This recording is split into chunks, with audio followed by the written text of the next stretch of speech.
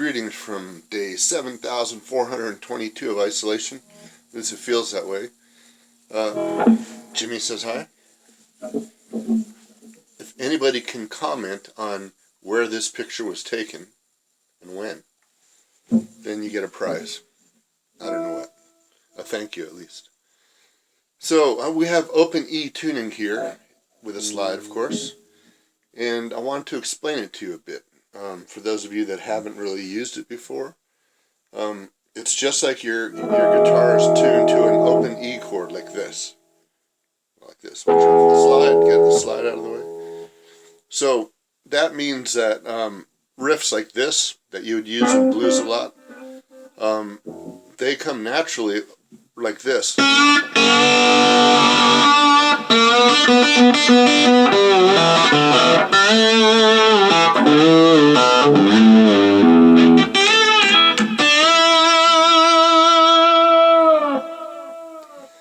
There's since this is an open E chord, so is the 12th fret. So if you're playing an E, it's really nice. Of course, a bar chord is played like this. If you need to make it a minor, you can press behind the slide. Make it major again. So because this is an E chord right here, you can do a lot of riffing right out of this one position. Since you have a high E on top, you can go.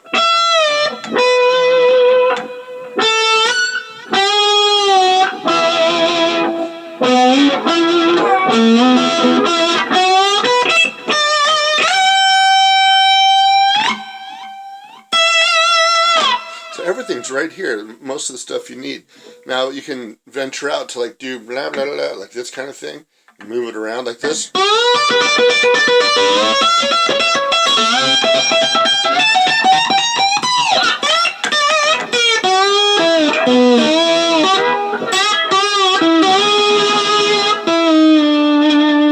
Now right there I'm doing a little thing where I'm going down in half steps.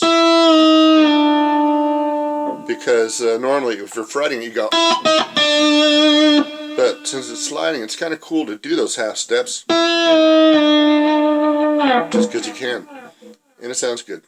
Also, another thing is that blues, since most of, I mean, yeah, their slide has been around for a long time. The vina is an Indian instrument, that's big, long, dragon-looking thing with a round ball that slides on the strings. It's been around for centuries. And of course, the Hawaiian lap steel, which started showing up on old original Hank Williams records before, right around the time they were inventing the pedal steel. Obviously, slide has been around for a lot of different genres. But most of what we play, if it's not pure country trying to emulate a pedal steel, it's based on blues. It started in the 30s, and people were playing slide back then, bottlenecks and stuff like that. Right now I'm using aluminum slide. I generally use, for electric guitar, I generally use glass or ceramic slides, but if you're playing live, those things just fall on the ground and break. So I found these kind of thick aluminum, I think they're made by Fender, and they excite the string really good. They make it ring out, whereas something like a polished chrome kind of slide, it doesn't quite excite the string as much. It's very smooth, but it doesn't make the string kind of, it's almost like a violin bow effect on the string, where it goes, it just kind of, there's a little bit, a tiny bit of grittiness to this, so it makes the note just kind of keep singing. So blues is a slanguage. It uses both, most of the stuff we're playing comes from blues. So blues is a slanguage. It uses both major and minor stuff. So this is in a major key tuning. But things like that can be found in a minor scale. And again, you can always play a minor by playing behind the slide. Well, that sucked, sorry.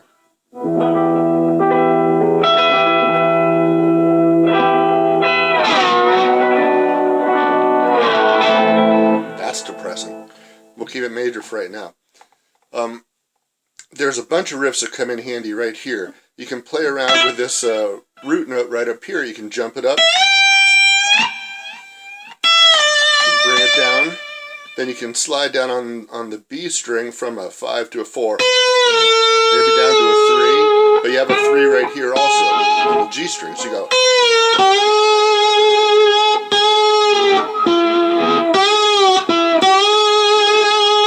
So I'm just going, it's basically going.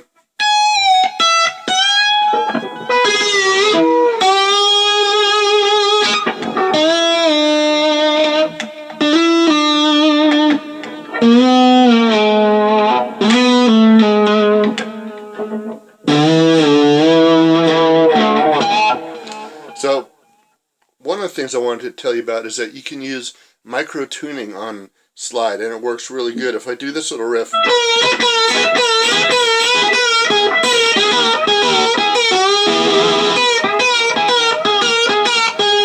what I'm doing is I'm going from a 5 to one of the two what are called blue notes that come out of blues music for the 30s. And it's a flat 5, but it's not all the way flat. It's kind of like halfway between a flat 5 and a 5.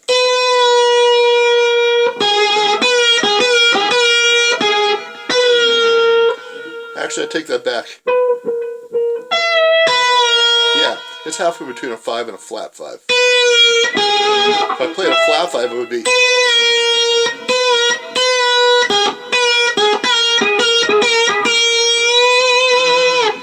Let me take that back again. It's halfway between a 4 and a flat 5, really, because here's a 4. Here's a flat 5. So this is a little bit between a 4 and a flat 5.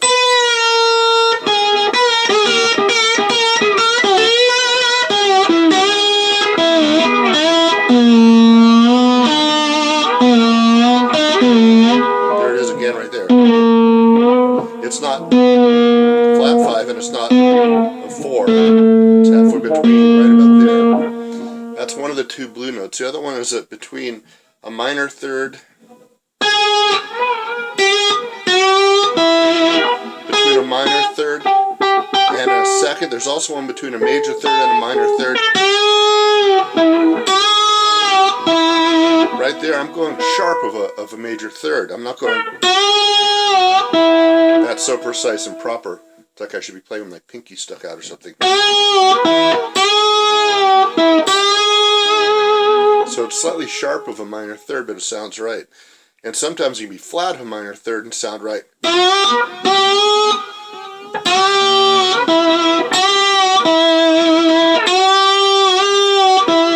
It's not a minor third, like, and it's not a major third. It's halfway between.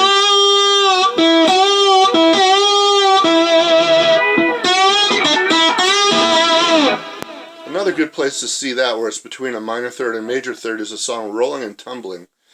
I'm not sure who did it originally. I forget. One of those blues guys.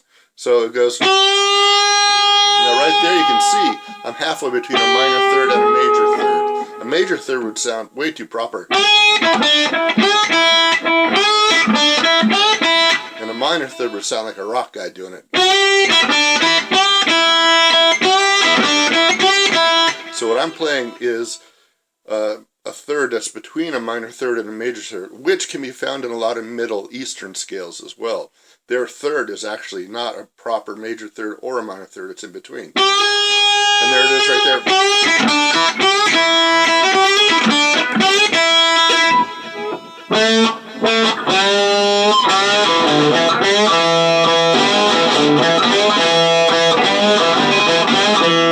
So if you play that riff with a minor third, nah. Sounds like a rock song. If you play with a major third, it just sounds wrong. So those are some microtones that you can use. It's like this is lower than a flat 5, or I can be, yeah, it's a little lower than a flat 5.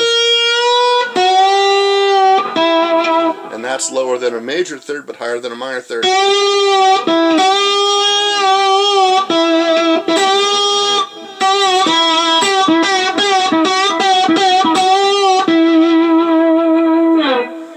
Some of the more difficult things to do with a slide is to get one note on one string and move over and get another note on the other string, like.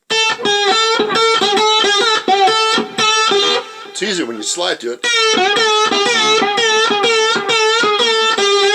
But going from one note to the next takes some practice. Now, when I play slide, I'm sticking a pick generally right around here. Just what I do with it. And I use these 3 fingers and the heel of my palm to do a lot of muting, so that I can get the single strings to sound, and I'm muting behind the slide, of course, to not get all that noise back there. So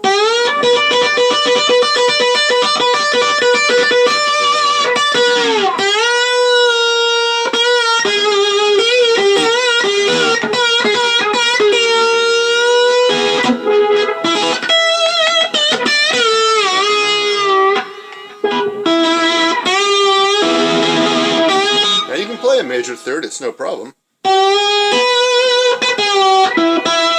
But sometimes you want that extra little sassiness to it.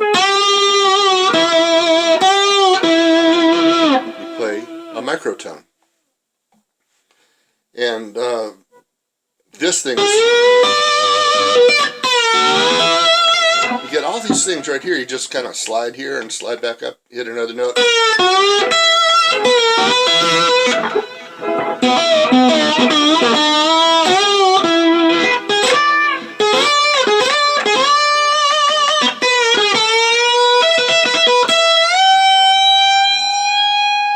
There I am at that halfway between a minor and a major third.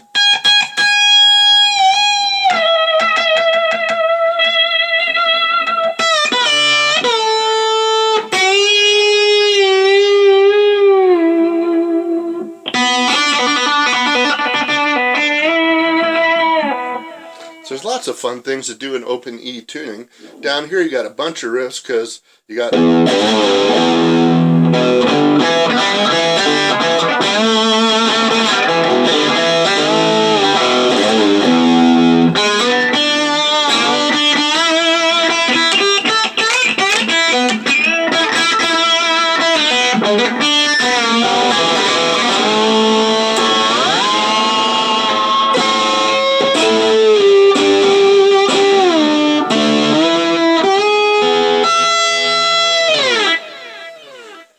I could ramble on for a lot longer, but I think that's enough for now. Hope that might help somebody out there who's messing around with open E and hasn't really tried things. You got this E chord right here, it's wonderful. You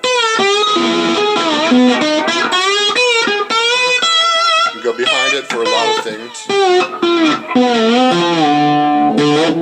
You go above it.